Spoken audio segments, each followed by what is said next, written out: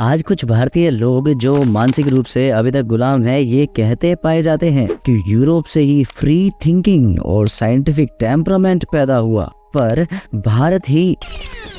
ओए, मुझे पता है तू क्या बोलेगा कि हिंदू महान थे, सब हमने दिया, blah blah blah. You people are just liars. European gave us knowledge through free thinking. तुम तो अंधभक्त हो। अरे रे, रुको भाई, वीडियो देख लो और एंड तक अपने फ्री थिंकिंग वेस्ट की औकात देख लेना, और साथ में जान जाना कैसे भारतीय हिंदू लोग ही फ्री थिंकिंग का सही अर्थ जानते थे। So let's begin. क्या आपने ये रिसेंट ट्रेंड देखा है? How often do you think about Roman Empire? How often do you think about the Roman Empire? 3 times a day. Elaborate? Just regularly. Why? There's so much to think about. How many times, like a week, or just how many times in general, do you think about the Roman Empire? What about the Roman Empire? Just anything about it. When was the last time you thought about it? Maybe a week or 2 ago? Of course this is just a fad, पर इसका मतलब क्या है? यही ना कि सभ्यता तो यूरोपियन से ही आई है। हमारे ऊबर अर्बन लोग ये सब देख के यही समझते हैं कि सारी उन्नति और फ्री थिंकिंग की जनक यूरोप की भूमि ही है। पर क्या सच में यूरोपियन सभ्यताएं, वेस्टर्न सभ्यताएं फ्री थिंकिंग की जनक हैं? Let's start with a little story. Free thinking west actually उतनी ही वैचारिक फ्रीडम रखता था जितना एरिस्टोटल और बिब्लिकल टेक्स्ट परमिट करते थे। Science and society by Michael बेसी, पेज 18 पर फ्रांसिस बेकन की एक फेबल संजोए बैठी है। 1432 में यूरोपियन स्कॉलर्स ने 13 दिन तक डिस्कशन किया कि घोड़े के कितने दांत होते हैं। लोग लगातार पुराने स्क्रिप्चर्स और टेक्स्ट में आंसर ढूंढते रहे, पर फिर एक लड़का एक्चुअल घोड़ा ले आया और ऑब्जर्वेशन करके दांत गिनने की सलाह दे दी। केवल इतने से ही वो लड़का सबके आक्रमण का पात्र बन गया। स्कॉलर्स ने ये तक कह दिया कि इस लड़के पर सेटन का असर है। पर एसआर, इससे तेरी एरिस्टोटल वाली बात का क्या लेना देना? वो तो बस एक महान फिलोसोफर, महान स्कॉलर था, कुछ भी। अरे यार, पूरा सुन तो लो। कौन से यूरोपियन टेक्स्ट में घोड़े के दांतों की गिनती मौजूद थी ये तो जान लो। Aristotle's work, Aristotle Historia Animalium volume 2 ही वो एंशिएंट यूरोपियन टेक्स्ट था जो घोड़े के 40 दांत होने की बात करता है। ये तो इनडायरेक्ट सी बात है ना, कुछ सॉलिड है तेरे पास या बस? फिर वही, सब्र करो, आखिर तक तेरे गुलाम दिमाग का इलाज हो जाएगा। Science and society, page 17। European अपने पूर्वजों की बातों को ही पत्थर की लकीर मानते थे, स्पेशली एरिस्टोटल एंड गैलन जैसे पूर्वज। 1500 साल तक उन्होंने जो कहा था वही प्रमाण था। जैसे जब सन स्पॉट्स को नोट किया गया तो खोजकर्ता के सुपीरियर्स ने ही कहा कि बेटा तुम गलत हो। एरिस्टोटल ने कभी सन स्पॉट्स का कहीं वर्णन नहीं किया। सेम कहानी गैलन की आर्टरीज और वेन्स के केस में भी घटित हुई। पर अब स्टोरी को थोड़ा डार्क करते हैं। Case of Giordano Bruno.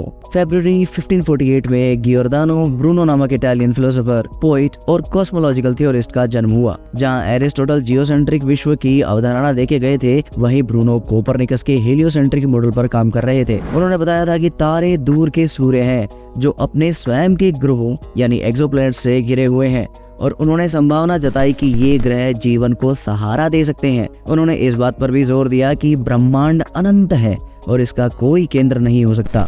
अब आपको एक बुक से छोटा सा दर्शन ब्रूनो की पीड़ा का कराते हैं। वैसे ये बुक आपको पढ़नी भी चाहिए। टाइटल है ideas under fire by Jonathan Lavery, Louis Groarke and William Sweet. Page 110 बताता है कि अपने एग्जाइल के समय, yes exile, will talk about it too. तो एग्जाइल के समय भी ब्रूनो ने न्यूमरस बुक्स लिखी और वे कोपरनिकस मॉडल से कन्विंस हो गए थे और एरिस्टोटल की इंटेंस समीक्षा भी करने लगे थे। परिणाम ये हुआ कि चाहे प्रोटेस्टेंट क्रिश्चियन हो या कैथोलिक, दोनों से उन्हें कांस्टेंट समस्याएं मिलती रही। एक और book, Bruno his life and thought bye Dorothea वाले, से भी एक छोटा सा रेफरेंस देखते हैं। ब्रूनो को ट्रायल्स तक फेस करने पड़े थे। 26 मई 1992 को वो पहली बार जजेस के सामने पेश हुए। ब्रूनो को अपना पूरा जीवन वृतांत वहां बताना पड़ा। ब्रूनो पर जेल ब्रेकिंग तक के आरोप लगाए गए, पर आखिर उसका जुर्म क्या था? The crimes of this person most serious as regards heresy, although he is otherwise one of the most excellent and rare talents that can be desired and one of exquisite doctrine and knowledge। तो उनका serious crime था heresy, and those who don't know what heresy is, heresy simply means ऐसी राय या विश्वास रखना जो church की आधिकारिक या प्रचलित राय के विपरीत हो।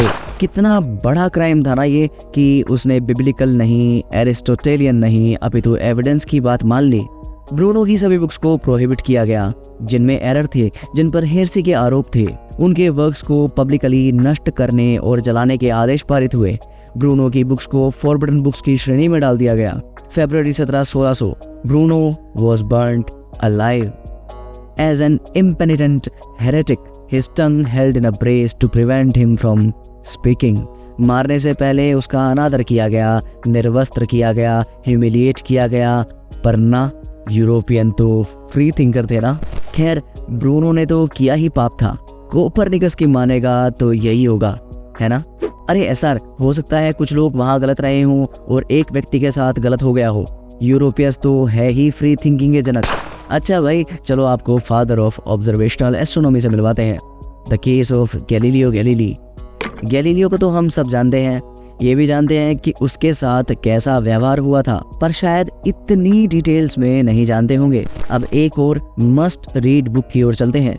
Galileo decisive innovator by Michael Sharratt, published by Cambridge University Press. Galileo भी कोपरनिकस के मॉडल के समर्थक थे और जानते थे कि कोपरनिकस समर्थन एरिस्टोटेलियनिज्म के अगेंस्ट मोर्चा खोलने के समान है। समय के साथ गैलीलियो और एरिस्टोटेलियंस का कन्फ्रंटेशन भी होने लगा। गैलीलियो के डिस्कोर्स ऑन फ्लोटिंग बॉडीज और लेटर्स ऑन सनस्पॉट्स से लोगों को स्पष्ट हो गया था कि गैलीलियो एरिस्टोटेलियन फिजिक्स को डिस्क्रेडिट करना चाहते हैं। गैलीलियो न केवल एरिस्टोटल बल्कि पूरी थियोलॉजी को शिफ्ट करने वाले थे, इतना कि बेलरमाइन को डर था कि इससे लोगों का फेथ ही ना हिल जाए। पर गैलीलियो सिर्फ चाहते थे कि लोगों को सोचने के, देखने के नए तरीके भी समझ आए। गैलीलियो हालांकि ये भी मानते थे कि अगर कोई बात स्क्रिप्चर्स के अगेंस्ट जाती है तो उसे हर एंगल से टेस्ट करना चाहिए। गैलीलियो ने पोप तक कोपरनिकस की बातों को पहुंचाने की कोशिश की। रिजल्ट ये था कि गैलीलियो को इंक्विजिशन अर्थात हेरेसी की जांच हेतु एक टारगेट बना दिया गया। 19 फरवरी 1616 को इंक्विजिशन में इन्वॉल्व कंसल्टर्स को 2 प्रपोजिशंस पर ओपिनियंस रखने के लिए कहा गया। 1. क्या सूर्य विश्व के केंद्र पर है? 2. क्या अर्थ मूव करती है? मैटर एस्केलेट हो गया और फिर एक कांग्रीगेशन ने एक डिक्री पास की। डिक्री का उद्देश्य था mobility of earth and immobility of sun पर चल रहे झूठ को खत्म करना। डिक्री में गैलीलियो व्यक्तिगत रूप से लगभग सेफ थे, पर पोप कुछ और ही चाहते थे। गैलीलियो को या तो कोपरनिकनिज्म को अबेंडन करना था या इम्प्रिजनमेंट झेलनी थी। 1623 में गैलीलियो का एक शोध डायलॉग पब्लिश हुआ, जो अगस्त आते आते ही सस्पेंड कर दिया गया। गैलीलियो एक गंभीर समस्या में थे। कालांतर में गैलीलियो को फिर से इंक्विजिशंस फेस करनी पड़ी, जहां ना उनकी बीमार स्थिति का लिहाज रखा गया, ना प्लेग के समय का खतरा कुछ रोक पाया। गैलीलियो को रोम आना ही था, चाहे वो पेडियो में आते। जजेस ने गैलीलियो को हेरेसी का सस्पेक्ट डिक्लेयर किया क्योंकि वो स्क्रिप्चर्स के कॉन्ट्रेरी विचार रखते थे। गैलीलियो को साइलेंस किया जाना था। Galileo's dialogue and old books were listed as forbidden readings for Catholics. Galileo Galilei, father of modern science by Rachel Hilliam says, Galileo को बेइज्जती भरे कपड़े पहनाए गए, घुटनों पर बैठाया गया और स्टेटमेंट पढ़वाई गई कि उसे कोपरनिकस के सिस्टम पर कोई विश्वास नहीं है। कार्डिनल बार्बेरिनी ने गैलीलियो की सजा को कम करवाने का प्रयास करवाया और अंततः ही remained under house arrest for the rest of his life. He somehow managed to get his work published, पर कैथोलिक चर्च ने गैलीलियो की आवाज को दबा दिया था। ओए सर, रिलीजन के खिलाफ बोलने वालों के साथ तो ऐसा होना आम बात है। हिंदुइज्म में भी तो चुप हो जा सातवीं फेल। हिंदुइज्म की फ्री थिंकिंग के एविडेंस बेस्ड प्रमाण तुझे दूंगा, पर उससे पहले तेरा आर्गुमेंट थोड़ा और उधेड़ देता हूँ। The case of Kepler. Johannes Kepler एक famous German astronomer, mathematician, astrologer और नेचुरल फिलोसोफर थे, best known for his laws of planetary motion. इनका केस कुछ गैलीलियो और ब्रूनो जैसा है, पर फिर भी बहुत अलग है। आइए देखते हैं कैसे। केपलर खुद एक क्रिश्चियन थे, बस कैथोलिक नहीं प्रोटेस्टेंट बिलीफ रखते थे। नतीजा, उन्हें पत्नी सहित एग्जाइल्स फेस करने पड़े। यूरोप में एक लंबी वॉर छिड़ी थी जिसे आज 30 इयर्स वॉर के नाम से जाना जाता है। 1618 से 1648 तक चली 30 years war was one of the longest and most destructive conflicts in European history. लड़ाई की जड़ किंग ऑफ बोहेमिया के एक अटेम्प्ट में निहित थी। He attempted to impose a Roman Catholic absolutism on his domains, and the Protestant nobles of both Bohemian and Austria rose up in rebellion. ऐसी धार्मिक और राजनीतिक परिस्थितियों में केपलर को बार बार स्थानांतरण करना पड़ता था। प्राग में केपलर को उनके रिलीजियस बिलीफ्स के लिए प्रोसिक्यूशन झेलना पड़ा। उनकी माता को विचक्राफ्ट के आरोप में इम्प्रिजनमेंट झेलनी पड़ी। The heavens and the scriptures in the eyes of Johannes Kepler के अनुसार 1611 में केपलर को प्राग छोड़ना पड़ा। रिलीजियस रीजंस के चलते उन्हें उनके ही नेटिव क्षेत्र में लौटने से रोक दिया गया। केपलर लिंज में थे तब भी उन्हें कोई राहत नहीं मिली। पैसों की कमी भी आन पड़ी। केपलर ने प्राग में दी गई अपनी सेवाओं का मेहनताना प्राप्त करना चाहा, बट कोई फायदा नहीं मिला। कुछ समय के लिए ड्यूक अल्बर्ट ने उन्हें थोड़ी राहत दी, लेकिन केपलर और अल्बर्ट दोनों को ही खराब हालातों के चलते फिर से समस्याओं का सामना करना पड़ा। अपनी सैलरी पाने की डेस्परेशन में केपलर को एडवर्स वेदर कंडीशन के होते हुए भी घोड़े पर रेजेंसबर्ग तक की यात्रा करनी पड़ी। गरीबी और पैसों की डेस्परेशन उन्हें बीमार कर गई और अंततः एक डिवोट क्रिश्चियन, एक वैज्ञानिक, पैसों की किल्लत, रिलीजियस प्रोसिक्यूशन और बीमारी से हार गया। 15 नवंबर 1630 को केपलर ने प्राण त्याग दिए। तो क्या यूरोप फ्री थिंकिंग को जगह देता था? अरे यूरोप और वेस्ट की छोड़, अपनी बता। तुम तो हो ही ऑप्रेसिव लोग, तुम क्या बोलोगे? चलो तुम्हारी ये बढ़त भी पूरी कर देते हैं। भारतीय सभ्यता सदा से ही इन सब पहलुओं पर बहुत स्वतंत्र थी। हमारे यहाँ स्कॉलर्स को जलाया नहीं जाता था, चाहे उनका ऑब्जर्वेशन किसी के भी अगेंस्ट हो। यहाँ तो डायलॉग्स अर्थात वाद और शास्त्रार्थ का सहारा लिया जाता था। कोई एविडेंस दिखाएगा या बस गपोड़ेगा? धैर्य है। Oh I forgot, you are a rented atheist. और धैर्य एक धार्मिक लक्षण है। Anyways, let's end your doubts. Aryabhata को तो आप सभी जानते हो, 5th सेंचुरी के महान एस्ट्रोनॉमर और मैथमेटिशियन। जानते हो, उन्होंने उस समय प्रचलित पौराणिक मान्यताओं को सीधे सीधे चैलेंज किया था। पौराणिक मान्यताओं में राहु और केतु नामक असुर ग्रहण का कारण माने जाते थे, पर आर्यभट्ट ने स्पष्ट किया था कि राहु केतु नहीं अपितु मून और अर्थ की शैडोज ग्रहण का कारण है। हाँ, आर्यभट्ट को वर्बल क्रिटिसिज्म झेलना पड़ा था। जैसे ब्रह्मगुप्त ने, वारामेहर ने आर्यभट्ट की उस बात को क्रिटिसाइज किया था जहां उन्होंने पृथ्वी के अपने ध्रुव पर ही घूमने की बात एक्सप्लेन की थी। पर क्या आर्यभट्ट को देश छोड़ना पड़ा? ना। क्या उन्हें जलाया गया? ना। आर्यभट्ट ने आर्यभट्टियम में स्फीयर के वॉल्यूम का फॉर्मूला एक्सप्लेन किया। उनके कई कैलकुलेशंस को भास्कराचार्य और ब्रह्मगुप्त ने गलत पाया और इन्होंने आर्यभट्ट को क्रिटिसाइज भी किया। तो क्या भास्कराचार्य या ब्रह्मगुप्त को देश निकाला मिला? ना। Were they burnt? No. Bhaskaracharya द्वितीय ने वॉल्यूम ऑफ स्फीयर का एक्चुअल फॉर्मूला दिया। Guess what? इनमें से किसी पर केसेस भी नहीं हुए। पर ना, हम भारतीयों को थोड़ा ना फ्री थिंकिंग पता थी, है ना? ये तो कुछ नहीं, ब्रह्मगुप्त के ब्रह्मसूत्र सिद्धांत का पहला हिस्सा देखिए। ब्रह्मणोक्तम ग्रहगणितम महता कालेन यत खिलीभूतम अभिधीयते स्फुटम तज्जिष्णु सुत ब्रह्मगुप्तेन। दैट मीन्स एस्ट्रोलॉजिकल मैथमेटिक्स पहले ब्रह्म ने दिया था, पर महत्काल अर्थात लंबा समय बीत जाने के कारण वह खिल हो गया अर्थात बिगड़ गया।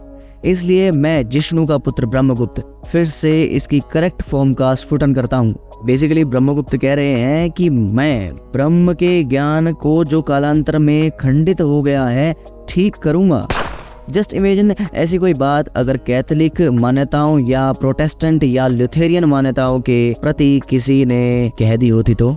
ये तो कुछ भी नहीं है। भारतीय सिविलाइजेशन में सर्वोच्च ग्रंथों का स्थान वेदों को प्राप्त है। चारवाक जैसे नास्तिक अपने दर्शन में कहते हैं त्रयोवेदस्य कर्तारो धूर्त भंड निशाचर। तो क्या चारवाक को मारा गया? नहीं। जलाया गया? नहीं। अभी तो उसकी विचारधारा को भी भारतीय लोगों ने एक फिलोसफी का स्थान दे दिया। तो आखिर फ्री थिंकर्स को सपोर्ट कौन सी सभ्यता करती थी? लिबर्टार्ड्स की प्रिय एंशिएंट यूरोपियन सिविलाइजेशन या हम अंधभक्तों की प्राचीन भारतीय सभ्यता? विचार कीजिए। और हाँ, आप चिंता ना करें क्योंकि सत्यमेव जयते। जय श्री हरि।